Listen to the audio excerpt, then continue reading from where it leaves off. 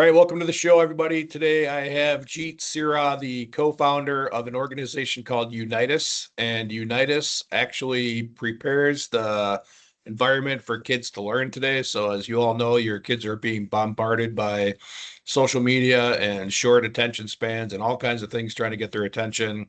Makes it hard for them to learn, and UNYTUS has come up with a system, process, educational tool that basically gets the kids turned off from the garbage and turned on to learning so that schools can do the best work. Jeet, thank you for joining us on the show today.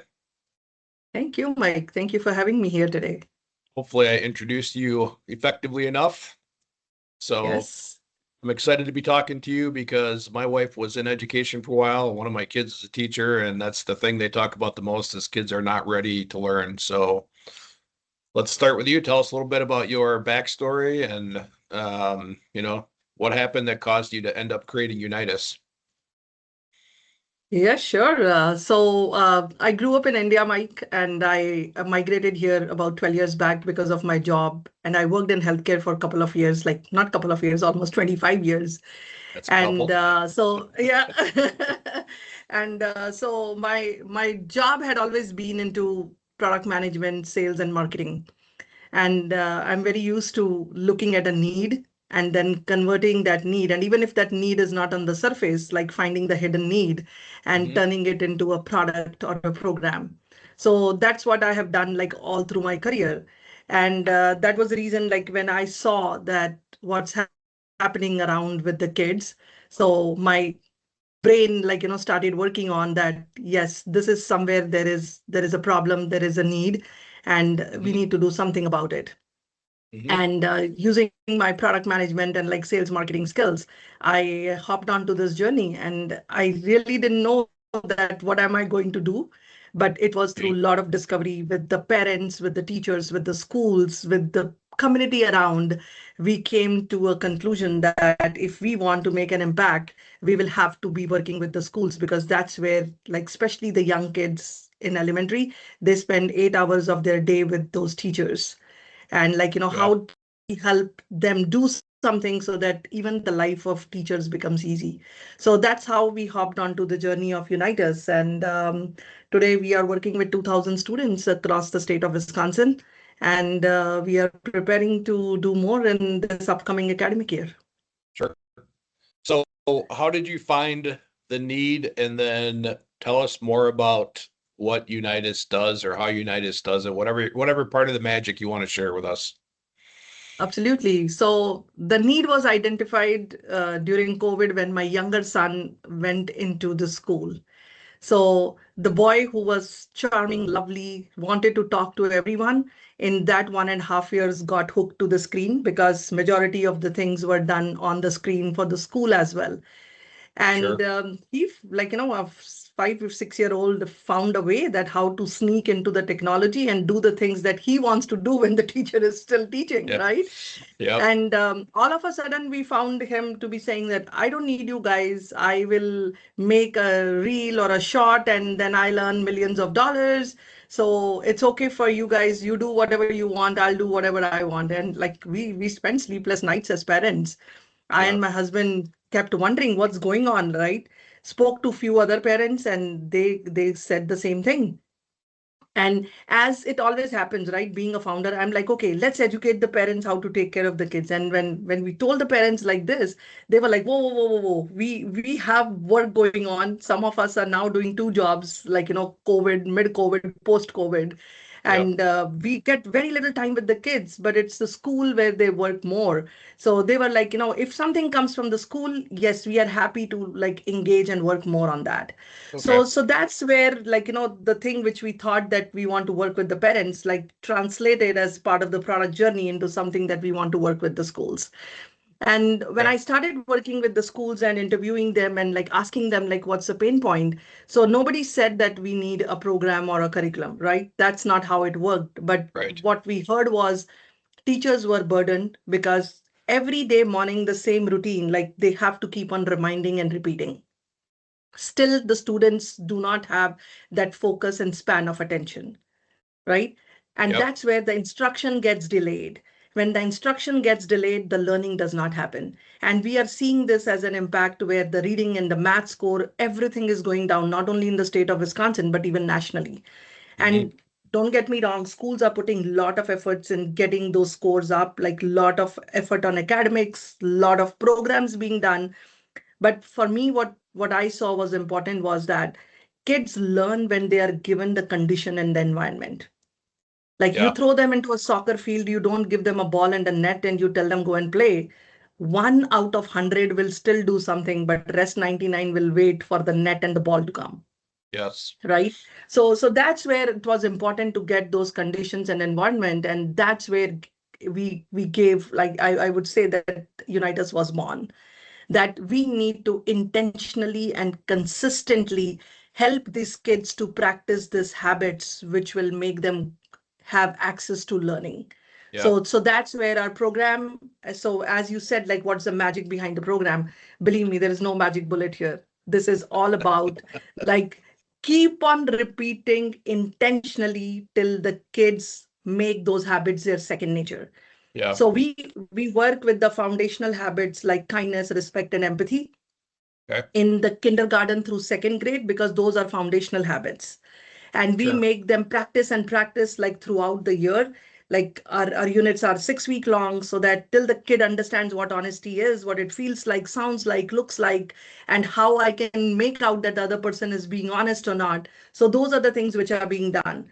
Yeah. And the most important part is that we our program grows as the kid grows, because New foundational habits are skills. good like when they are young, but Yep. when they go to third grade onwards, then they are all about, like, that's when they start playing sports, they become mean to each other, right? Every Yep. time it's somebody else's fault, not my fault, right? Yep. But they need to reflect that what did they do right or wrong. So our curriculum then keeps on growing with those habits that they need to develop as they grow in their academic growth. Yep. So all of you that are listening to this thinking, why are we talking to somebody who has a product in the education system? I want you to just back up and re-listen to what Jeet just said.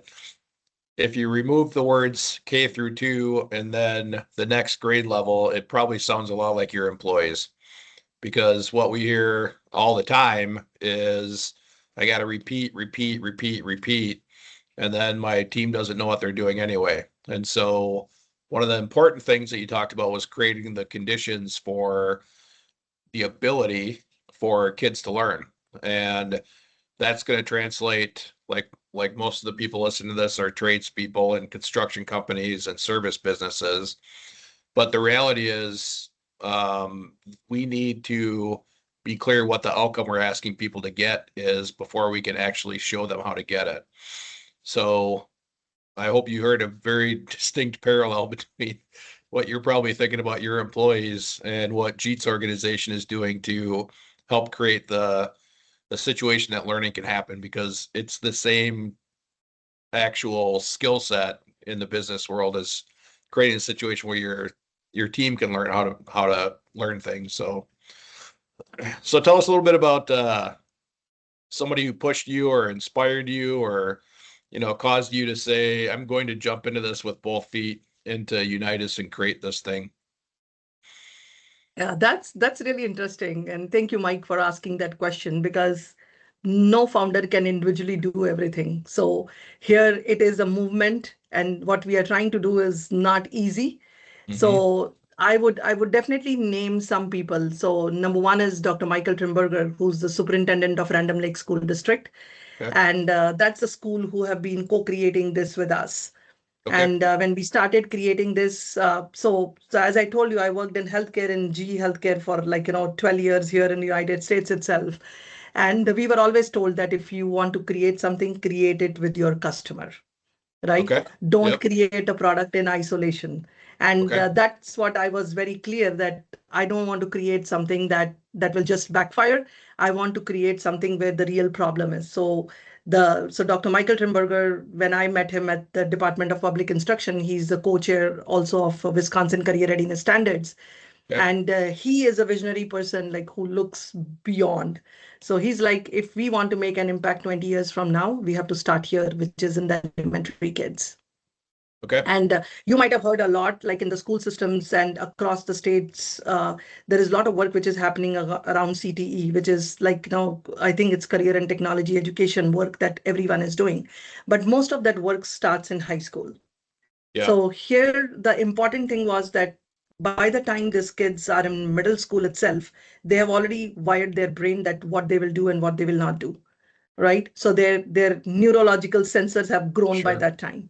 Yep. So the thing where we can make an impact is in the younger years. So that's where we wanted to hit. And Dr. Trimberger was like, Jeet, I will be on this journey with you because I have seen this as a superintendent and former principal of high school, middle school, and elementary school, that why this is needed. Yeah. So I would like, tell that, like, he's one of the guys who doesn't need only push me, but he stands by me. That's good. And then, yep. And then I have a business mentor. His name is David Zachman. So he's part of Milwaukee Ventures mentoring program. And so he has been working with me from last 3 years, and it's pro bono.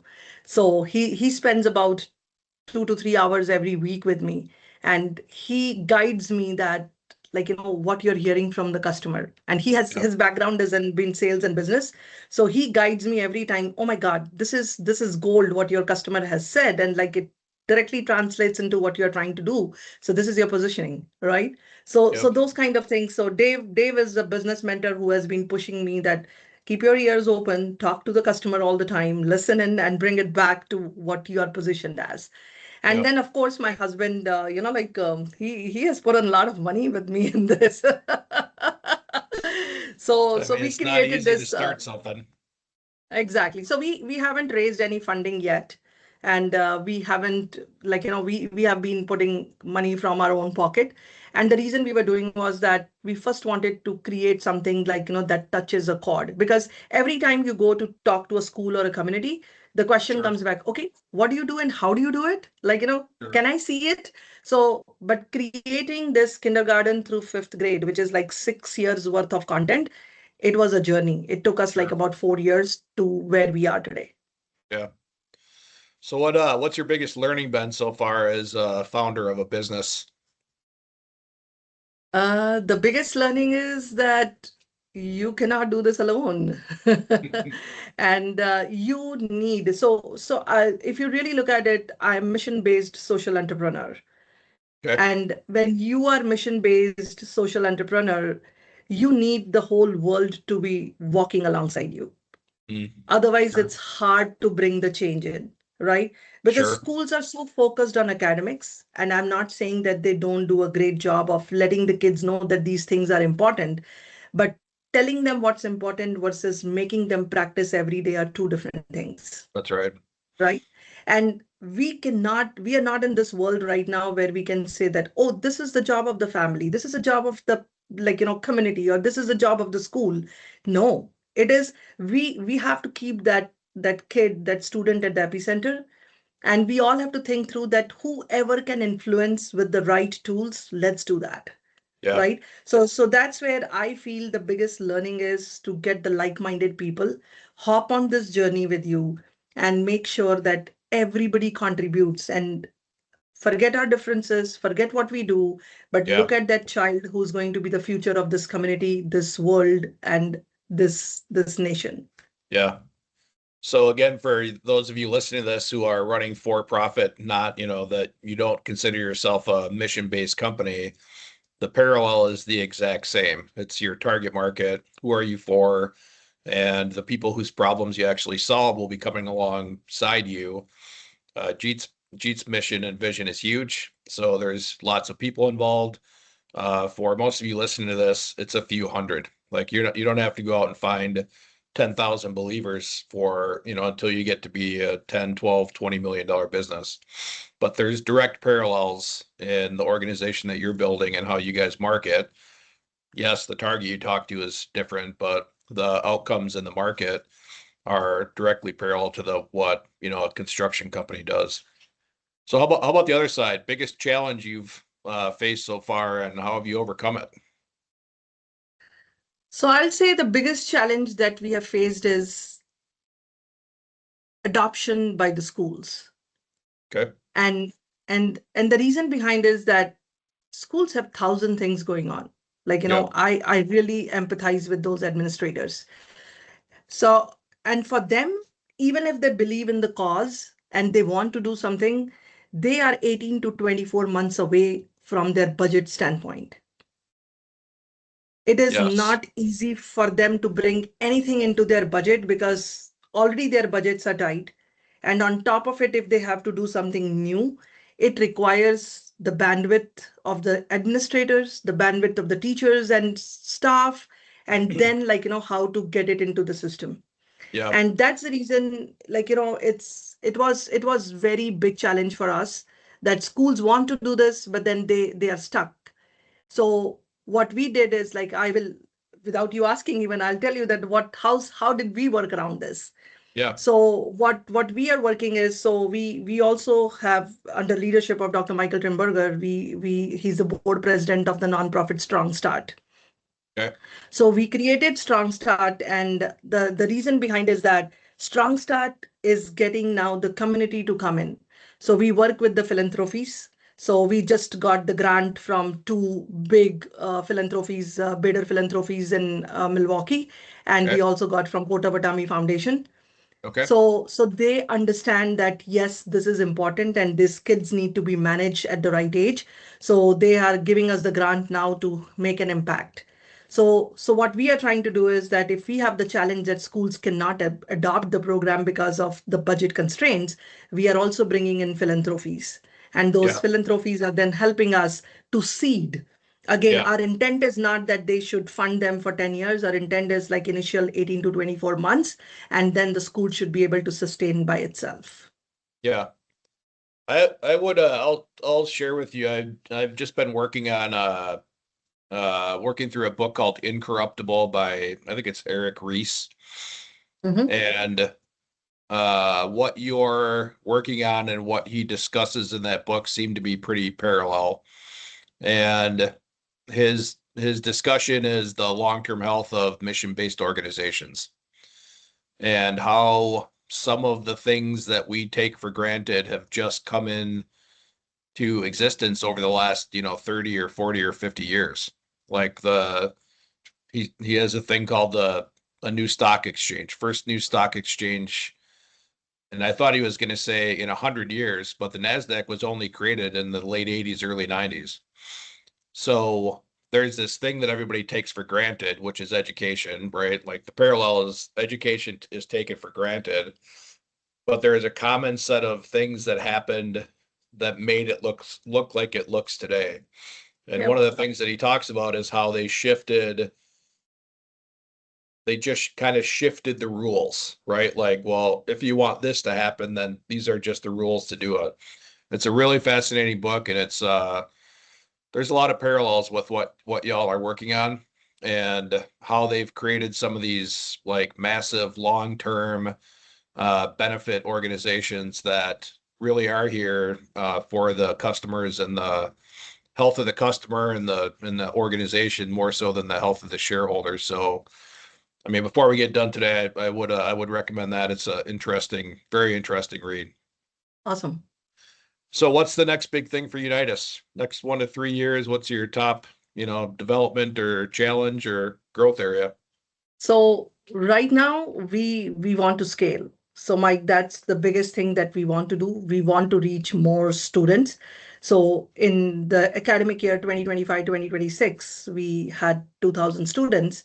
And in the upcoming year, we want to grow to 6 to 8,000 students. Okay. But next year, when it goes September of 2027, like the next academic year starts, I want to touch 50,000 students. Nice. Yes, and I if I do not keep that vision, I will not build the system to reach that. Yeah. So this is my year going to be that I'm going to work around that.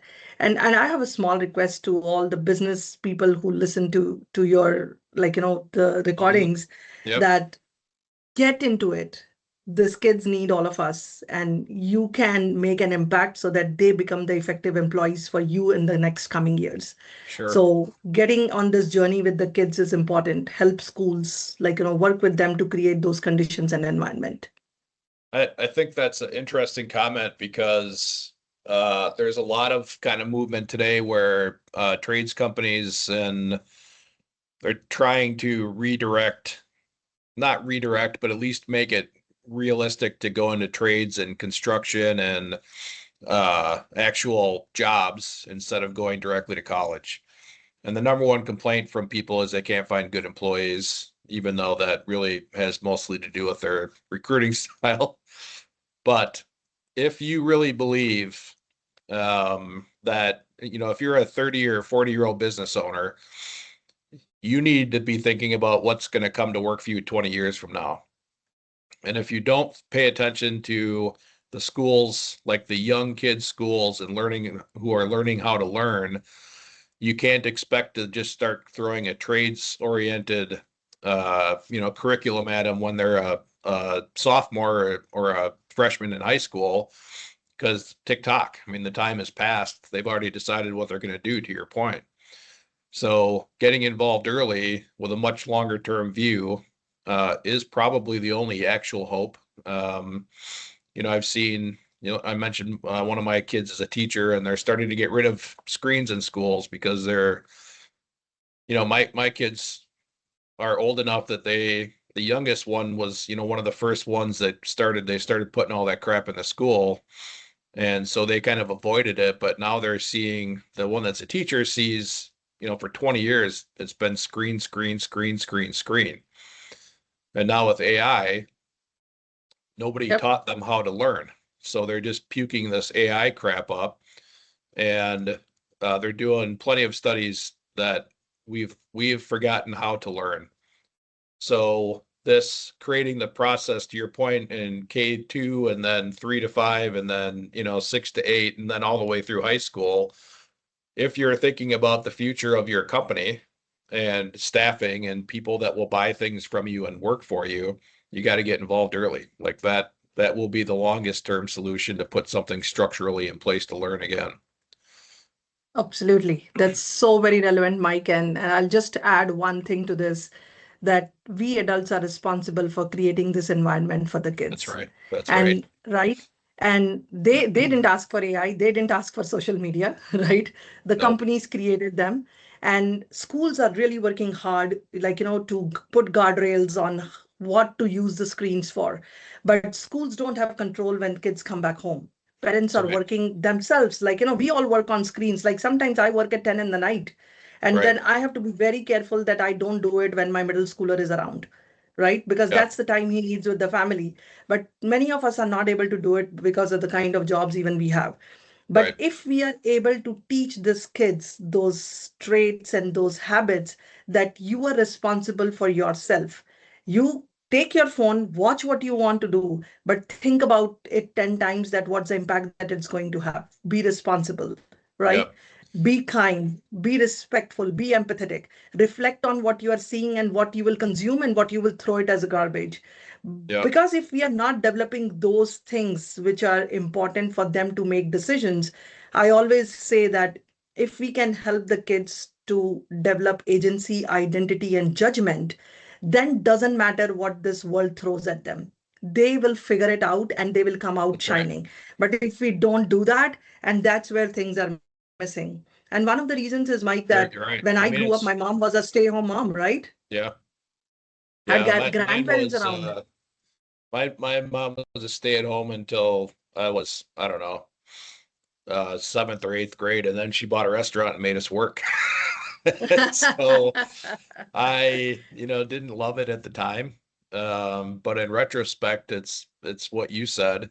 And then for those of you listening to this, whoever you are 100% responsible for what's happening in your life. So don't complain. I mean, nobody wants to hear you complain. That's the easiest thing to do. But look in the mirror and what are the actions you're taking? If you want the future, or if you're complaining about students, or if you're complaining about employees, or if you're complaining about you can't find people that think, great. Unitas is one of the organizations that's working on a long-term solution to structure that where people will just come out with that default. But whatever you do, don't complain about it. Take action, take responsibility, do something, because whatever is happening to you is 100% your fault or your responsibility, which is awesome because if it's bad, you can change it. And if it's great, you can keep it going. So Jit Sihra, thank you for being on the show today. Some of our listeners will be challenged to figure out how the parallel to what you're doing in some of their businesses, but it is very clear to me that developing people is really the only competitive advantage that any company can have in the future. And I love to hear about what you guys are doing and how you're working it into school. So thanks for being on the show. Absolutely. And whoever is going to listen to this, I would request that if you have some ideas that how we can still make an impact on the kids and what we as an organization can also do more, like, please throw it at us and we will be ready to catch it. Great. Thank you so much, Mike. Yep.